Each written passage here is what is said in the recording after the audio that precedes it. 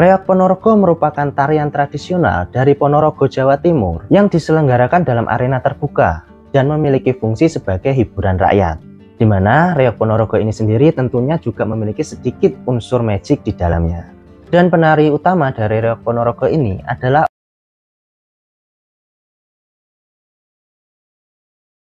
kembali lagi bersama saya Rian Dermawan dan selamat datang di Ruang Terbuka Hijau.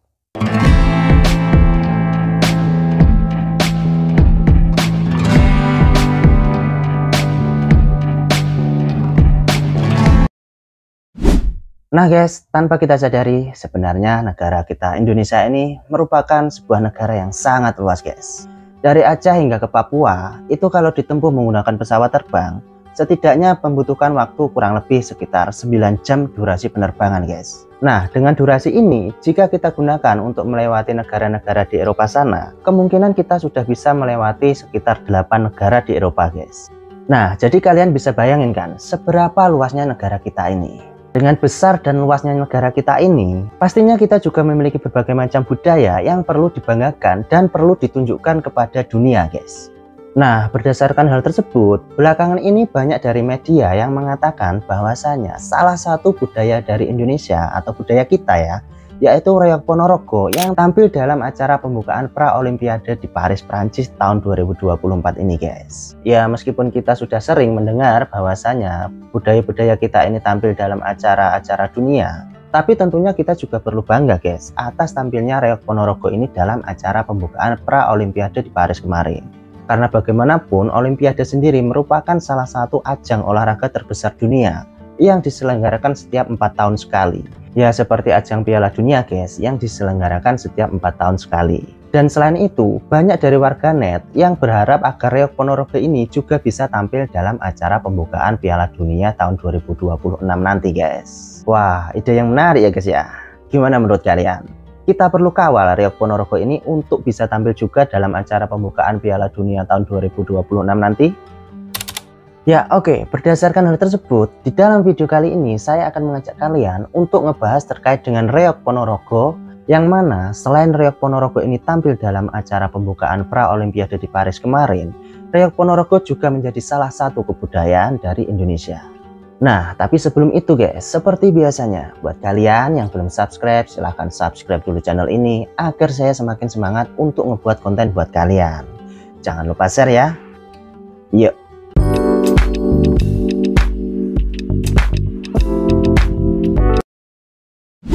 Ya oke, kita langsung saja mulai pembahasan kali ini dengan informasi mengenai Reog Ponorogo yang tampil dalam acara pembukaan Pra-Olimpiade Paris 2024.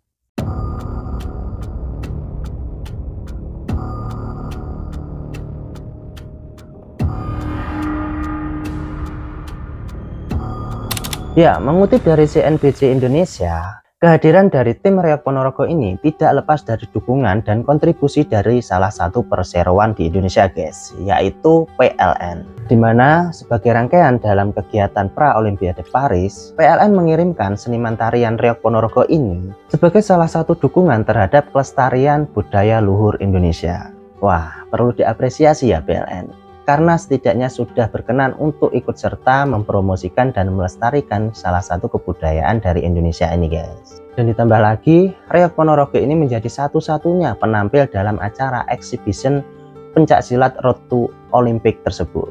Nah, tentunya hal ini sangat membanggakan ya guys ya buat kita warga Indonesia, karena negara lain itu tidak sekaya negara kita ini. Nah oke, melihat dari hal tersebut, tampaknya belum pas kalau kita belum ngebahas terkait dengan sejarah dari Reog itu sendiri. Dan sekarang kita masuk ke pembahasan mengenai sejarah singkat dari Reog Ponorogo itu sendiri guys. Ya, mengutip dari sumber Wikipedia, Reog Ponorogo merupakan tarian tradisional dari Ponorogo, Jawa Timur yang diselenggarakan dalam arena terbuka dan memiliki fungsi sebagai hiburan rakyat. Di mana Reog Ponorogo ini sendiri tentunya juga memiliki sedikit unsur magic di dalamnya. Dan penari utama dari Reog Ponorogo ini adalah orang berkepala singa dengan dihiasi bulu merak di belakangnya. Yang mana diketahui topeng yang digunakan oleh penari ini memiliki bobot berat mencapai 50 sampai dengan 80 kg guys. Wah, bisa bayangin guys, beratnya kayak apa itu topeng? 50 sampai 80 kg guys. Dan biasanya dalam sebuah aksinya, reog Ponorogo ini juga diiringi oleh beberapa penari bertopeng dan penari berkuda lumping.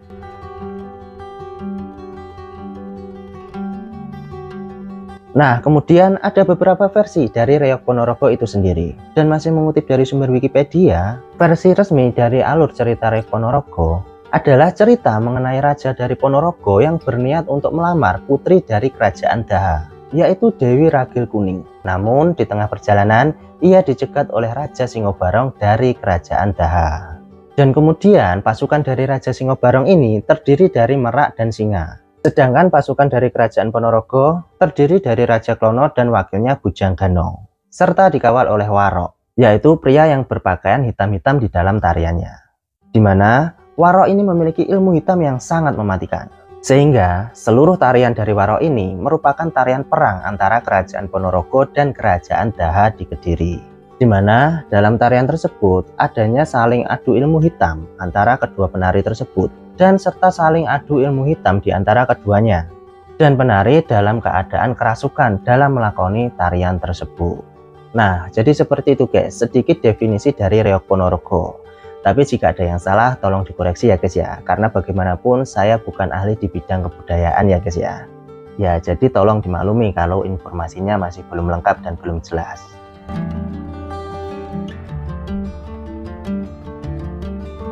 Nah, seperti yang sudah saya katakan tadi guys, reog Ponorogo ini terdiri dari beberapa anggota, yaitu selain Singobarong yang menjadi pemeran utama dalam tarian reog Ponorogo, ada juga anggota lain yang mengiringi reog Ponorogo ini, yaitu yang pertama ada Warok, di mana kata Warok sendiri berasal dari kata wewarah, yang berarti orang yang memiliki tekad yang suci, memberikan tuntunan, dan perlindungan tanpa adanya pamrih di baliknya.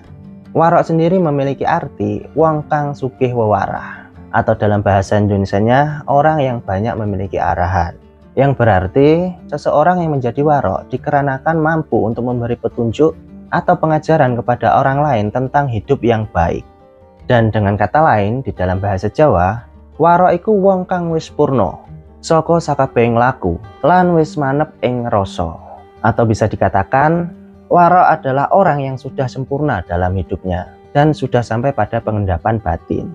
Nah, jadi bisa disimpulkan ya guys, bahwasanya seseorang yang menjadi warok ini merupakan seseorang yang memiliki budi pekerti yang baik atau tingkah laku yang baik dalam kehidupannya.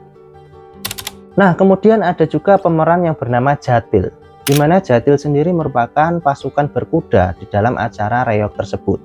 Di mana Jatil merupakan pasukan berkuda dan merupakan salah satu anggota dalam acara pentas seni reog Ponorogo. Jatilan sendiri merupakan tarian yang menggambarkan ketangkasan prajurit berkuda yang sedang berlatih di atas kuda, di mana tarian ini dibawakan oleh satu orang dan yang lainnya berpasangan.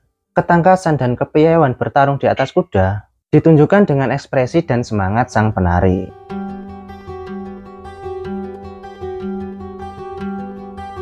Nah, kemudian ada juga Bujang Ganong atau seringkali disebut Patih Pujangga Anom, yang merupakan salah satu tokoh energik, kocak, dan sekaligus memiliki keahlian dalam seni bela diri. Dan di setiap penampilannya biasanya diperagakan oleh dua orang. Dan pada umumnya, tokoh dari Bujang Ganong ini seringkali ditunggu-tunggu kedatangannya, terlebih oleh anak-anak. Bujang Ganong sendiri menggambarkan sosok seorang patih muda yang meskipun secara fisik terlihat buruk rupa, tetapi ia cekatan, berkemampuan keras, cerdik, jenaka, dan tentunya memiliki kesaktian, di mana topeng Bujang Ganong sendiri berwarna merah menyala dengan ciri khas mata yang melotot, hidung yang besar, dan gigi yang menonjol. Dan topeng dari Bujang Ganong tersebut biasanya digunakan menggunakan kayu dadap, sedangkan untuk rambutnya biasanya menggunakan ekor kuda. Wah, menarik nih guys, rambutnya menggunakan ekor kuda guys, jadi mirip rambut asli ya guys ya. Nah, selanjutnya ada Klono Sewandono atau seringkali disebut Raja Klono, yang merupakan raja yang sakti mandraguna, yang memiliki pusaka andalan, yaitu cemeti yang sangat ampuh dengan sebutan pecut semandiman.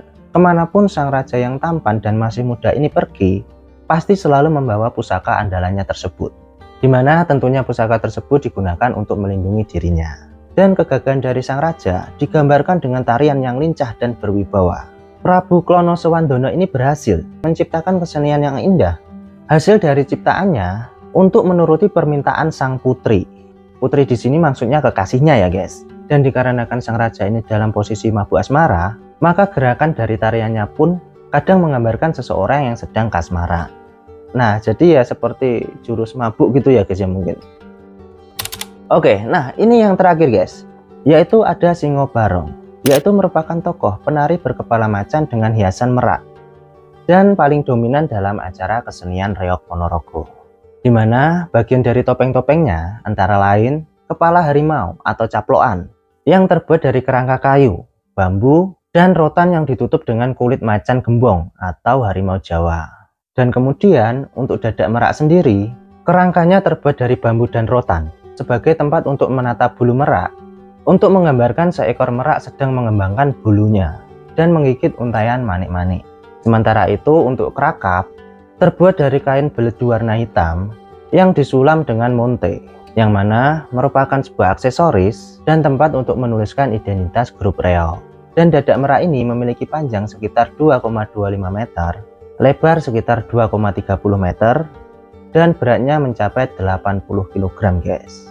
Nah, bayangin guys, kalau kalian tidak mempunyai kemampuan, mending gak usah nyoba guys.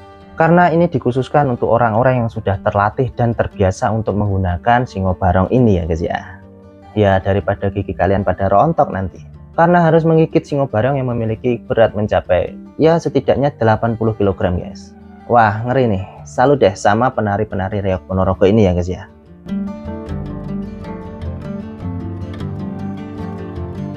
Nah, Reog Ponorogo sendiri saat ini memiliki dua ragam versi guys, yaitu Reog Obyok dan Reog Festival.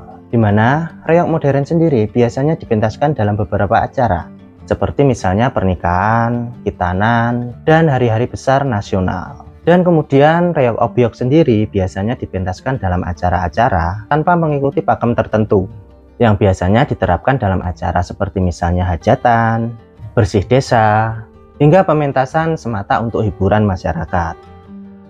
Sedangkan Reog Festival sudah mengalami modifikasi dan ditampilkan sesuai pakem dalam acara tahunan Festival Reog yang diselenggarakan oleh pemerintah Kota Ponorogo sejak tahun 1997. Dan berdasarkan lokakarya, pengusulan ICH UNESCO tanggal 15-16 Februari tahun 2022 yang lalu, Reog Ponorogo masuk dalam daftar warisan tak berbenda atau WPTB UNESCO. Nah, ini yang terpenting guys, pendaftaran Reog Ponorogo sebagai salah satu budaya tak benda milik Indonesia di UNESCO. Sehingga Reog Ponorogo tentunya menjadi aman dari klaim sepihak oleh negara lain. Ya, karena sebagaimana kita ketahui guys, seringkali budaya kita ini diklaim oleh negara lain. Sehingga tentunya kita juga perlu untuk melestarikan kebudayaan kita ini guys. Dan jangan sampai diklaim sepihak oleh negara lain.